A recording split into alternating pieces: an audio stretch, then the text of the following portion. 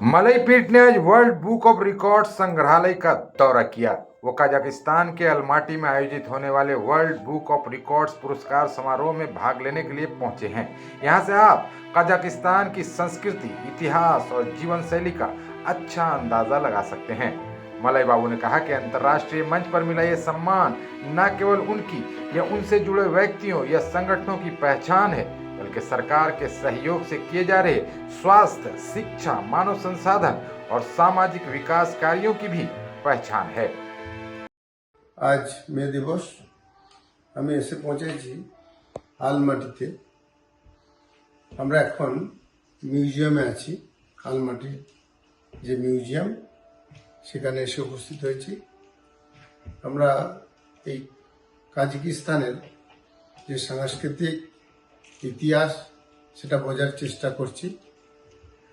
আমরা কিছুটা জানতে পারলাম। আমি আমার আশা প্রসঙ্গ নিয়ে বলি। মূলত কাল ওয়ার্ল্ড বুক অফ রেকর্ডস, যেটি লন্ডনের একটি সংস্থা আয়োজন করেন, তেনারা এখানে আমাদের একটা সম্বর্ধনা দেবেন এবং একটা আলোচনা সভা হবে। এই আলোচনা সভায় আমরা অংশগ্রহণ করব। মূল অনুষ্ঠানটি হবে লন্ডনে। পরবর্তীকালে তেনারা লন্ডনে আমাদের পুরস্কৃত করবেন।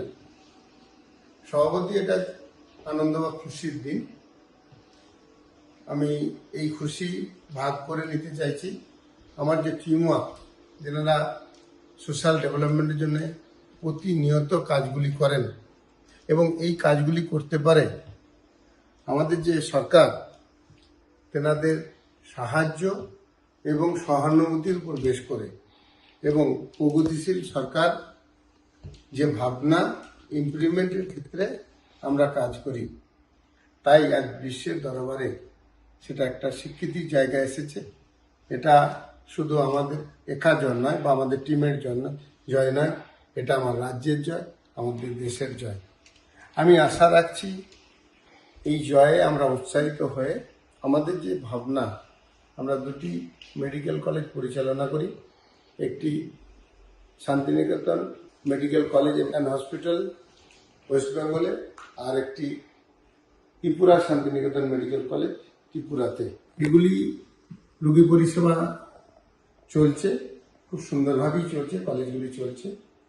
আমরা যে চিন্তা ভাবনা করেছি, টেলিমেডিসিন, টেলিপ্যাথোলজি, টেলিরেডিওলজি এবং এআই, এইগুলি ইকুইভ্যালেন্ট টু পিজি কোর্স কী করে করা যায়, সেই জন্য আমরা সরকারের কাছে আবেদন করছি যে আমরা একটি ডিজিটাল ইউনিভার্সিটি করতে চাইছি এবং রিসার্চ সেন্টার, পিজি কোর্স সঙ্গে সঙ্গে প্যারামেডিক্যাল, নার্সিং যে ইনস্টিটিউটগুলি আছে সেগুলোতেও এই কোর্সগুলি আমরা অন্তর্ভুক্তের কথা ভাবছি।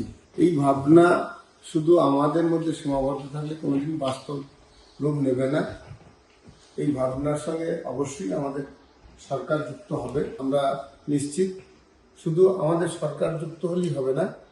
আমি এখানে এসেছি এই আবেদন জানাতে যে সোশ্যাল ডেভেলপমেন্ট এটা সকল মানুষের ইনভলভমেন্ট লাগে।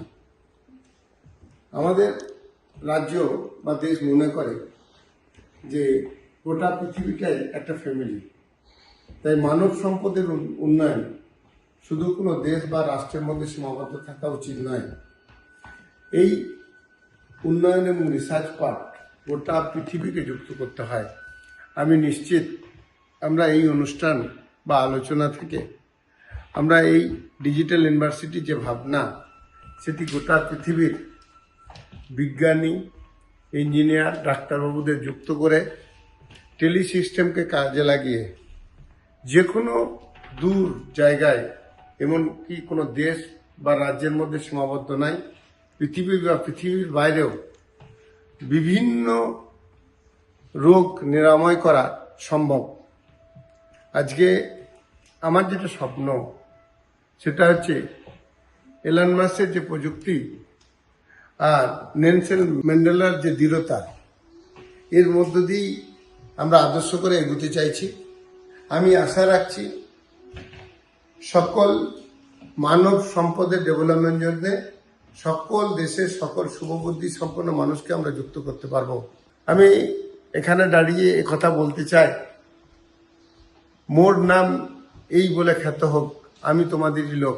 কবিগুরুর যে বক্তব্য, সেই বক্তব্যকেই আমরা এখানে তুলে ধরব যে মানব সম্পদের ডেভেলপমেন্টের জন্য এখানে কোনো জাতি, ধর্ম, দেশ ভেদাভেদের কোনো বিষয় থাকে না।